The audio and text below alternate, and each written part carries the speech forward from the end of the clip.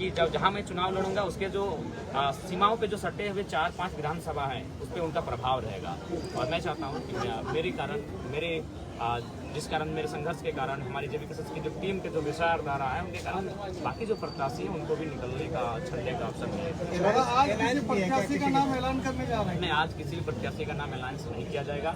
आज बस उन्हें एक संदेश दे दिया जाएगा कि प्रत्याशी आप ही में से कोई एक है जो आज यहाँ केंद्रीय महासम्मेलन में दादा किन किन सदस्यों को जगह मिली?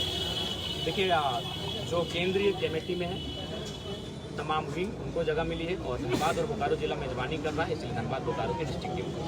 जयराम जी, झारखंड का सबसे ज़्यादा मुद्दा जो है वो है युवा का पलायन, जो यहाँ से जाके कहीं और नौकरी के तलाश में जाते हैं। आपने अभी कहा कि आज का जो आपका सभा था वो चुनाव संबंधित था। अगर JVKSS सत्ता में आती है, अगर सत्ता की बागडोर जयराम महतो के हाथ में आती है, तो ये पलायन को रोकने के लिए, झारखंडी युवा को झारखंड में रोजगार दिलाने के लिए आप क्या करेंगे?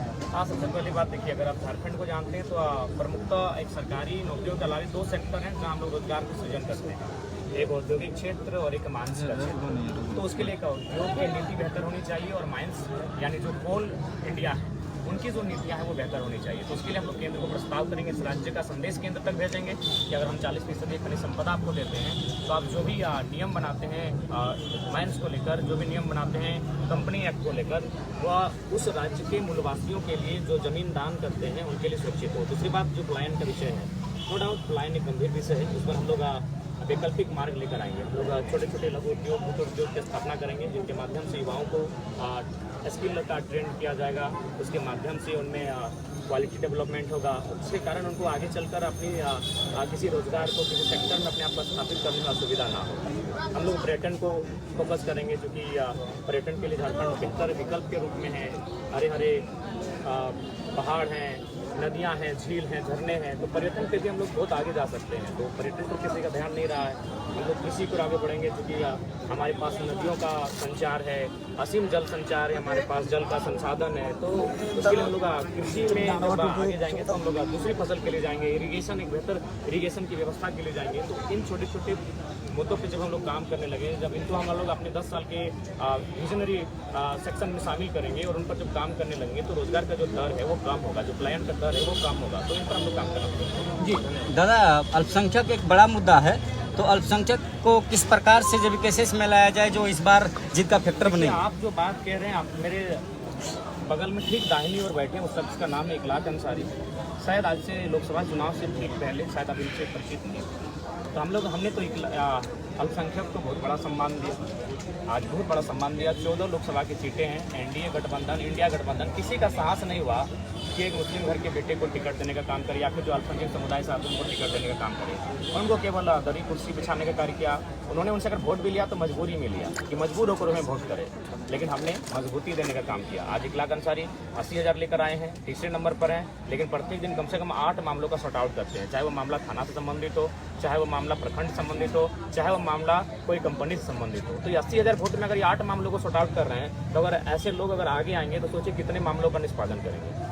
जयराम जी, एक बड़ी सवाल कि आज के जिस सम्मेलन का आप किए उसमें से एक सवाल उठाया जाएगा ऑपोजिशन की तरफ से कि जो खेत खलियान में सभा करते थे आज जो है टाउन हॉल में करने लगे, क्या कहिएगा? देखिए, कुछ चीज़ों को आपको सिस्टम में ढालना पड़ता है। नो डाउट हम भी भविष्य में प्रयास करेंगे कि आज टाउन हॉल की जो व्यवस्था है कि पारसनाथ पहाड़ या फिर जुमरा पहाड़ के आसपास जब हम सरकार में आएंगे तो हम सबसे पहले तो हम लोग ये प्रयास करेंगे कि शानदार जितने एरिया में टाउन हॉल फैला है, इससे इसी आसपास के एरिया में सेम चारों तरफ पेड़ लगाएंगे और उन पेड़ों का आकार ऐसा बनाएंगे जो टाउन हॉल के रूप में बने।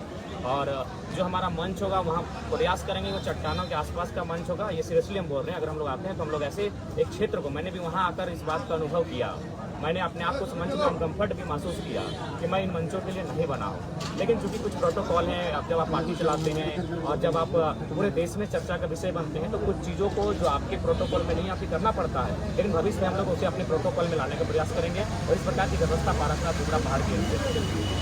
चलिए दादा, अंत में एक सवाल, विशेष संदेश कोई देना चाहिएगा जो लोग यहाँ नहीं पहुँच पाए? उनको यही संदेश देना चाहेंगे कि देखिए, आज 2.5 वर्षों से हम लोग का संघर्ष कैसा रहा, हम लोग जिस स्थिति के साथ झारखंड में रहें उसका आशीर्वाद देने का अवसर आया है। विधानसभा के चुनाव में जनता जनार्दन का आशीर्वाद मिले और इस बार आप वोट जाति धर्म और नेताओं आपके रिश्तेदार लगते हैं इसलिए ना करें, इसलिए उनको वोट करें जो मुद्दे की बात करता है, उस मुद्दे का समाधान करने के लिए चिंतन मंथन करता है। आज के इस ग्रुप मीटिंग से ये पता चल पाया क्या कि आपके उम्मीदवार का जो है फर्स्ट नहीं, ये मीटिंग भले हम लोग बातें गोपनीय है लेकिन मीटिंग सार्वजनिक है। मीटिंग के बारे में पूरी दुनिया जानती है। बस जो बातें हैं वो गोपनीय तरीके से एक बंद कमरे में की जा रही है, लेकिन बैठक के बारे में जानकारी पूरे जहां को। अच्छा जयराम जी, विधानसभा चुनाव के बाद अगर जरूरत पड़ी तो आप किस खेमे में जाना पसंद देखिए, हम करेंगे, लोग एनडीए या इंडिया? देखिए, सबसे पहली बात है कि मैंने बार बार कहा कि जो राज्य के हिसाब के बारे में सोचेगा, जो पेन पेपर में राज्य के विषय को लिख कर देगा, सोचा जाएगा। नहीं तो हम लोग विपक्ष में बेहतर मजबूती के साथ विपक्षी भूमिका में रहेंगे और आगे के भविष्य के लिए संघर्ष करेंगे। सूर्य सिंह बेसरा आपके साथ कोई बैठक रखे हैं कल, उसमें आप लोग शामिल हो रहे हैं कि नहीं? हमारे प्रतिनिधिमंडल जाएंगे कल, हम लोग का स्वयं कार्यक्रम है, तो वहाँ हमारे रांची की जो टीम है वो जाएगी। धन्यवाद, नमस्कार।